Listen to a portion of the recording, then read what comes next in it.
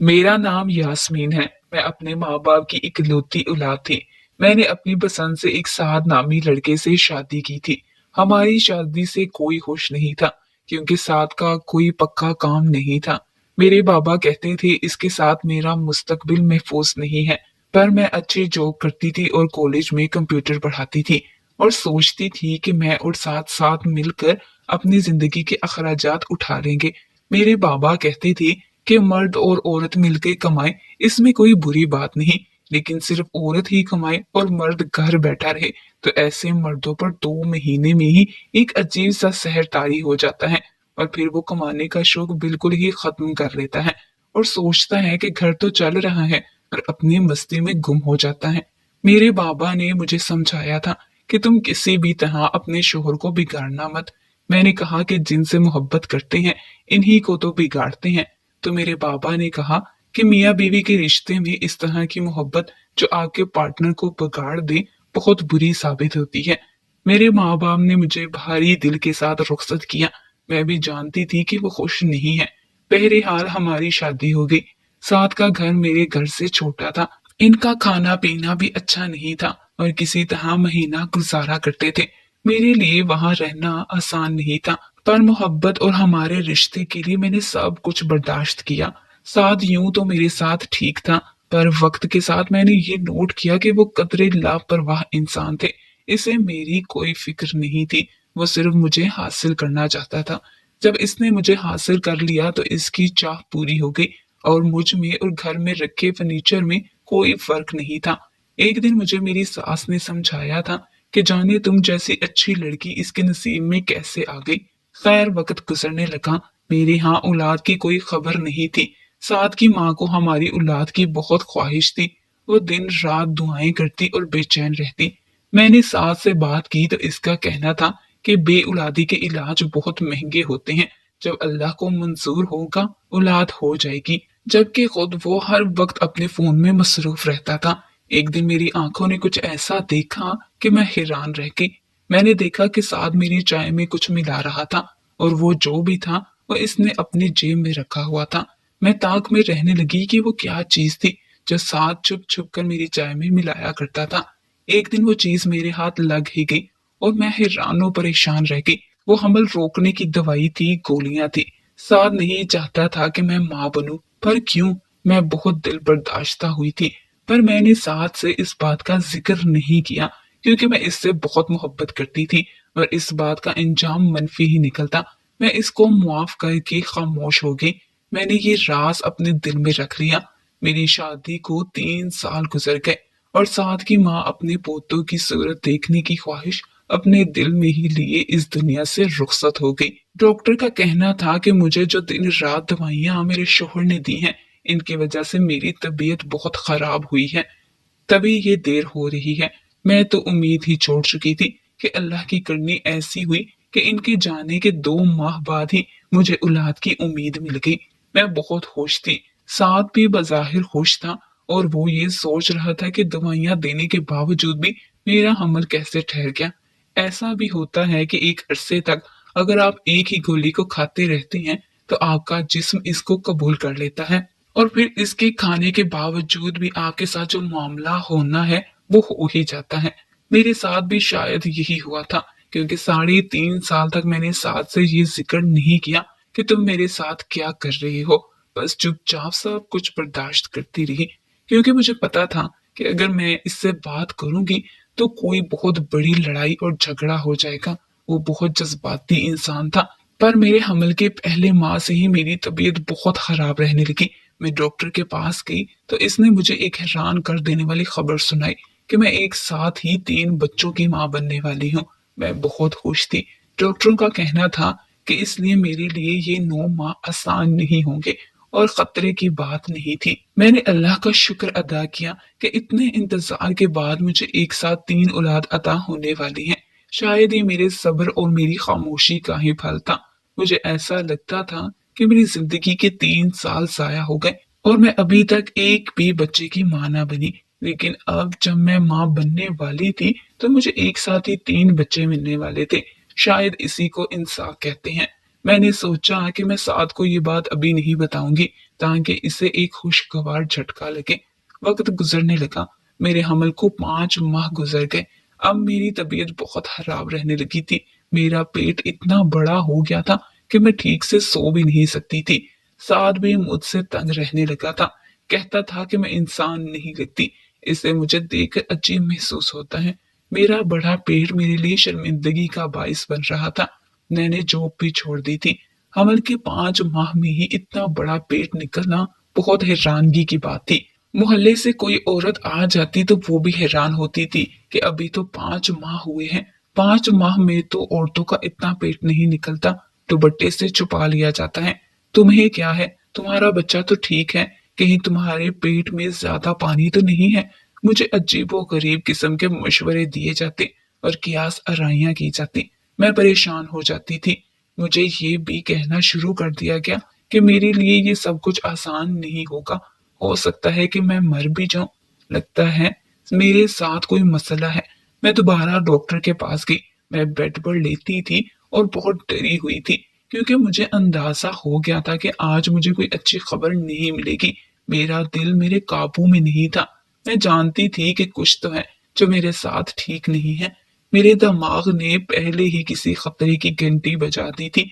और जब वो डॉक्टर वहां आई और मुझे चेक करने लगी, तब भी मैं बहुत डरी हुई थी। इसके बाद इसने मुझे एक ऐसी खबर सुनाई जिसको सुनकर मेरे कदमों तले से जमीन निकल गई। डॉक्टर साहब ने कहा था कि मैं 3 बेटों की मां बनने वाली हूँ, और क्योंकि मेरी सेहत इस काबिल नहीं कि ये तीनों बच्चे एक साथ सही नशोनुमा पा सके, इसलिए मुझे 2 बच्चों को खत्म करवाना होगा, वरना बसूरत दीगर मेरे तीनों बेटे और मेरी जान को भी खतरा है। और हो सकता है कि मेरे बच्चे नॉर्मल नहीं हों। मैं बहुत घबरा गई थी। ये खबर मुझ पर क़यामत बनकर टूटी थी। मैं कैसे अपने 2 बेटे खत्म करवा सकती थी। मैं बहुत परेशान हो गई। अब मुझे ये बात साद को बतानी ही थी।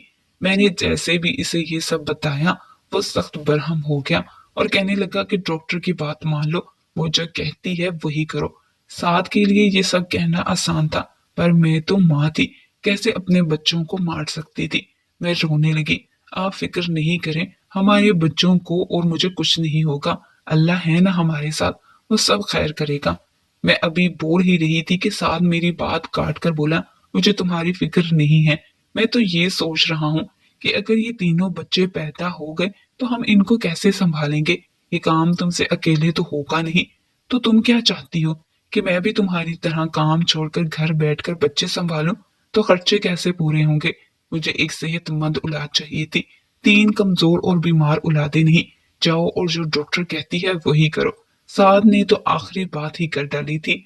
वो मेरी या मेरे बच्चों की फिक्र नहीं कर रहा था, इससे खर्चों की फिक्र थी। मैंने रो रो कर इससे वादा किया कि मैं खुद सब संभाल लूंगी। अभी वक्त है, मैं फिर से जॉब करूंगी, पैसे जमा करूंगी, इससे ऊपर के खर्चे नहीं करने दूंगी। इसने भी कह दिया कि मैं ये सब अपनी मर्जी से कर रही हूँ, तो इसका नतीजा भी मुझे अकेले बर्दाश्त करना होगा। मैं सोच भी नहीं सकती थी कि साथ ऐसा इंसान निकलेगा, पर अब मैं क्या कर सकती थी। आने वाले 4 माह मेरी जिंदगी के मुश्किल तरीन दिन थे। साद ने मुझे मेरे हाल पर छोड़ दिया था। ये मेरी जिंदगी का सबसे मुश्किल वक्त था, कि किसी भी औरत की जिंदगी का सबसे मुश्किल वक्त यही होता है। मेरे लिए तो मुश्किल ज्यादा थी, क्योंकि एक साथ 3 बच्चे पैदा होने वाले थे और मुझसे ठीक से चला भी नहीं जाता था। लेकिन इसने इसी वक्त मेरा साथ छोड़ दिया था। मेरा पेट इतना बड़ा हो गया था कि इसको छुपाना मुमकिन नहीं था। मैं इसको जितना भी छुपाती, वो फिर भी बहुत नुमाया नजर आता था। मैं रात को जमीन पर सोती थी, ताकि मेरे बड़े पेट की वजह से साथ को कोई तंगी नहीं हो। वो भी खुद कहता था कि मैं इसके करीब नहीं आऊं। मैं दिन में कॉलेज में पढ़ाती, वहां सब मुझे अजीब नजरों से घूरते थे, मुझ पर हंसते थे, कहते थे इसको इसके किसी जुर्म की सजा मिल रही है। मुझसे तो मेरे अपने माँ बाप ने भी मुंह मोड़ लिया था। मैंने सब बर्दाश्त किया और हिम्मत नहीं हारी, और इतने पैसे जमा कर दिए कि बच्चों की पैदाइश के बाद मेरे चंद माह सुकून से गुजर जाएं। पर वही हुआ जिसका डर था। मेरी और मेरे बच्चों की जान तो बच गई थी, मगर मेरे बच्चे कमजोर पैदा हुए थे। इन तीनों का वजन मिलाकर भी सिर्फ 10 पाउंड था। इनको 2 माह इनको बीटर में रखने की जरूरत थी। और इसका मतलब यही था कि मजीद खर्चे। लेकिन मैंने पैसे तो जमा किए ही थे, और जब अपने पैसों की तरफ जाने लगी तो पता चला कि पैसे अपनी जगह पर नहीं थे, क्योंकि साथ मेरे जमा किए हुए पैसे लेकर अपनी किसी महबूबा के साथ चला गया था। मुझे इस बात पर पहले से शक था, इसने मुझे ऐन वक्त पर धोखा दिया था। मेरे पास कुछ भी नहीं था। अस्पताल की एक डॉक्टर अच्छी थी जिसने मेरा सारा खर्च तो उठाया, पर मुझे इसे वो पैसे वापस भी करने थे। मैं अपने बच्चों के साथ 2 माह तक अस्पताल में रही। वो तीनों एक साथ रोते। मैं अगर इन पर हाथ रखती तो वो खामोश हो जाते, पर मैं एक ही वक्त में इन तीनों पर हाथ नहीं रख सकती थी। मैंने कुछ सोचा और अपने हाथ जैसा लगने वाला एक तकिया बनवाया, जो मैं बच्चों के ऊपर रखती तो वो इसे मेरा हाथ समझकर सुकून से सो जाते। अस्पताल के एक डॉक्टर नासिर ने ये मंजर देखा तो इसने मुझसे पूछा कि आपने ये क्या बनाया है।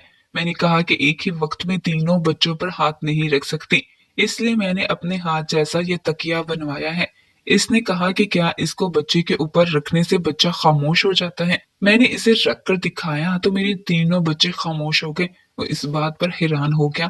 इसने कहा कि अगर आप मुझे इजाजत दें तो क्या मैं एक काम कर सकता हूँ। मैंने कहा कि कौन सा काम।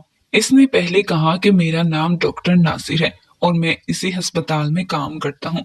मैंने पहली दफा ऐसा देखा है कि मैं इसकी तस्वीर बना सकता हूँ। मैंने कहा जी बना ले। मैं इसे रोक तो नहीं सकती थी। मुझे पता नहीं था कि वो किस लिए तस्वीर बना रहा था। इसने मेरे बनाए इस तकिए की तस्वीर लेकर सोशल मीडिया पर लगा दी। लोग इसको देखकर हैरान होने लगे। मैं 2 माह बाद अपने बच्चों को लेकर घर आई और हालात मेरे लिए अब भी सख्त थे। मेरी खुराक बिल्कुल भी अच्छी नहीं थी। मेरा शोहर घर पर नहीं था। मैं अकेली थी। सारी सारी रात बच्चों के साथ जागती थी। इनको दूध पिलाने के लिए बहुत मुश्किल उठानी पड़ती थी। मेरे पास इतने पैसे नहीं थे कि मैं इनको डब्बे का दूध पिला सकूं। मेरी हालत ऐसी हो गई थी कि जैसे मैं सदियों से बीमार हूं। मैं बहुत ही बुरी हालत में थी। बार बार अपने शोहर को याद करती थी कि वो कहाँ चला गया, क्यों मुझे छोड़कर चला गया, मैंने क्या कसूर कर दिया।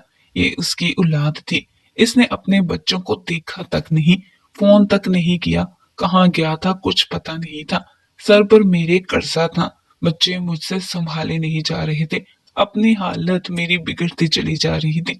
बस अल्लाह से ही दुआ करती थी कि वही किसी को मेरी मदद के लिए भेज दे। कि एक दिन डॉक्टर नासिर मेरे घर आए और मुझे एक खबर सुनाई कि एक कंपनी को मेरा बनाया हाथ वाला तकिया पसंद आ गया है और वो मेरी इजाजत से इसको बनाना चाहती है। वो कंपनी मुझे हर माह एक अच्छी खासी रकम देगी। मुझे तो यकीन ही नहीं आया। डॉक्टर नासिर इस कंपनी की तरफ से पहला चेक लेकर मेरे घर आए थे। घर का और बच्चों का हाल देखकर हैरान हुए। फौरन अपनी कार में बिठाकर हमें बाजार ले गए और घर का राशन और बच्चों की जरूरत का सामान खरीद कर दिया। वो एक अच्छे इंसान थे। इसके बाद मेरे हालात बदल गए। अब मेरे पास दौलत भी थी और घर बैठकर करने वाला काम भी। डॉक्टर नासिर अक्सर मेरे घर आ जाते और मेरे बच्चों के साथ खेलते, इनके लिए चीजें लाते। मेरे बच्चे भी इनके साथ बहुत मायूस हो गए थे। एक दिन मैंने डॉक्टर नासिर की आंखों में आंसू देखे तो इनसे इनके दुख की वजह पूछ बैठी। उन्होंने बताया कि मैं अपनी बीवी से बहुत मोहब्बत करता था। वो पहली बार उम्मीद से थी, पर कुछ तबीयत की खराबी की वजह से डॉक्टर ने कहा कि वो बच्चा खत्म करवा दे, नहीं तो इनकी जान को खतरा है। और वो नहीं मानी। कहती थी इससे तो अच्छा है मैं खुद मर जाऊं। इसने बच्चा पैदा करने की कसम खा ली और ऐन वक्त पर इसकी तबीयत इतनी खराब हो गई कि ना वो इसको बचा सके ना हमारे बच्चे को। आपकी कहानी और हिम्मत बिल्कुल मेरी बीवी जैसी है, इसलिए मैं आपकी बहुत इज्जत करता हूँ। मुझे इनकी कहानी सुनकर बहुत दुख हुआ। उन्होंने भी मेरी बात सुनी और मुझे ये कहकर हैरान कर दिया कि अगर मैं चाहूँ तो वो मेरा हाथ हमेशा के लिए थामना चाहते हैं। पर मेरे दिल में अब भी साद की मोहब्बत बसी थी, क्योंकि वो सिर्फ मेरा शोहर नहीं, मेरी पसंद भी था। मैंने डॉक्टर नासिर से माजरत कर ली। उन्होंने भी मेरी बात का बुरा नहीं मनाया। कुछ दिन बाद साद घर आया और मुझसे अपने किए की माफी मांगी। वो बहुत शर्मिंदा था, अपने बच्चों से मिलने के लिए तरस रहा था। आखिर वो मेरे बच्चों का बाप था और मैं भी इसे माफ करना चाहती थी। मैंने इसे माफी दे दी और वो अपने बेटों से मिलकर आप दीदा हो गया और अब इनका बहुत ख्याल रखने लगा। मैं काम से बाहर जाती तो वही हमारे बच्चों को संभालता। मैं भी सोचने लगी थी कि शायद इसको अपनी गलती का एहसास हो गया है। मैं बेफिक्र होकर बच्चे इसके पास छोड़ जाती थी। आखिर वो इनका बाप था। कभी कभी रिश्तों से बहुत ज्यादा बदगुमान होना भी आपको बड़ी मुश्किल में डाल देता है, और इसी तरह कभी कभी रिश्तों पर बहुत ज्यादा भरोसा कर लेना भी आपके लिए मुश्किल का बाइस बन जाता है। लेकिन मैं भरोसा ना करती तो और क्या करती। आखिर को वो इसकी औलाद थी। वो बहुत शर्मिंदा था। इसने मुझसे माफी मांगी, पुराने दिन याद किए। इसने कहा कि वो मेरे बगैर नहीं रह सकता। इसे मेरी और बच्चों की इतनी याद आई कि वो वापिस आ गया। एक दिन मैंने साद को कॉल की और पूछा, बच्चे ठीक हैं? इसने बताया कि ठीक है। वो फोन बंद करना भूल गया क्योंकि मैंने घर के नंबर पर कॉल की थी। साथ ही साथ का मोबाइल बजा। वो वहीं खड़े होकर किसी से बातें करने लगा। मैं इसकी बात सुनकर हैरान रह गई। हाँ, वो मुझ पर बहुत भरोसा करती है, सब कुछ मेरे हवाले करके जाती है। मुझे पता है अब इसके पास बहुत दौलत है, बस सही मौका की तलाश में हूँ। जैसे ही मौका मिल जाएगा मैं अपना काम करके भाग जाऊंगा। तुम ही तो मेरा सब कुछ हो, मेरी जान। मैं आता हूँ जल्द ही। मेरे कदमों तले से जमीन निकल गई। वो फिर से मुझे धोखा दे रहा था। वो मेरे पास सिर्फ इसलिए लौट कर आया था ताकि फिर से मुझसे मेरी दौलत चुरा कर भाग सके। ये तो वक्त की करनी थी कि मुझे इसके इरादों का पता चल गया। मैं दूसरी बार सास से धोखा नहीं खाना चाहती थी। मैंने इसके लिए क्या नहीं किया और वो मुझे धोखा दे रहा था। अब मैंने इसके खिलाफ एक प्लान बना लिया और इसे ये यकीन दिलाया कि मैं अपनी सारी दौलत अलमारी में रख के एक लाल बैग में रखती हूँ। अगर कभी मैं घर पर ना हूँ तो वो इस बैग की हिफाजत करे। अगले ही हफ्ते साद मौका देखकर वो बैग लेकर फरार हो गया। इस बैग में नोटों की एक तह तो जरूर थी, पर इसके नीचे सिर्फ ईंटों की तह थी। इन ईंटों का वजन 10 पाउंड था, बिल्कुल इतना ही जितना हमारे बच्चों का पैदाइश के वक्त था। अब साद किस मुंह से वापस आता। इसको भी अंदाजा हो गया था कि मैं इसकी असलियत जान गई थी। इसके पास मुझे बेवकूफ बनाने का एक ही मौका था और वो इस्तेमाल कर चुका था। अब वो वापिस आकर ये तो नहीं कह सकता था कि मैं तुम्हारे पास से जो बैग लेकर गया था इसके अंदर तो पैसे नहीं थे, तो अब मुझे वो पैसे दो या फिर से मुझ पर भरोसा कर लो। वो अपना एतमाद खो चुका था। मुझे अफसोस तो बहुत हुआ, पर वो कहते हैं ना कि कभी कभी धोखा इसलिए भी अच्छा होता है क्योंकि आपको लोगों के असली चेहरे के बारे में पता चल जाता है। मैंने ये सब डॉक्टर नासिर को बताया। मुझे लगा था कि अब वो मुझे कबूल नहीं करेंगे क्योंकि मेरे इनकार के बाद वो मेरे घर भी नहीं आए थे। पर जैसे बुरा इंसान कभी अपनी फितरत से बदल नहीं सकता, ऐसे ही एक अच्छा इंसान भी अपनी फितरत का पक्का होता है। और डॉक्टर नासिर एक अच्छे इंसान थे। वो मुझसे शादी करने को राजी हो गए। उन्होंने मेरी सास से तलाक करवाने में बहुत मदद की। इद्दत का अरसा पूरा होने के बाद हमने निकाह कर लिया। आज हमारी शादी को 5 साल हो गए हैं। डॉक्टर नासिर से मेरी एक बेटी है और मेरे बच्चे इनको ही पापा कहते हैं। एक दिन साद हमारे घर आया था। इसको पैसों की जरूरत थी। कहता था कि इसकी बेटी की जान खतरे में है। नासिर ने पता करवाया। इसकी बच्ची के गुर्दों का ऑपरेशन था जो नासिर ने मुफ्त में करवा दिया। इस दिन मैंने साद में एक मजबूर बाप देखा था। वो अपने किए पर शर्मिंदा था, अपने बेटों से मिलना चाहता था। पर इस दिन मैंने इसको सिर्फ इतना कहा कि शायद बहैसियत इंसान और एक औरत मैंने तुम्हें माफ कर दिया होगा, पर बहैसियत एक माँ मैं तुम्हें कभी माफ नहीं करूंगी। मैं नासिर के साथ बहुत खुश हूँ और हम अपनी जिंदगी से मुत्तमिन हैं।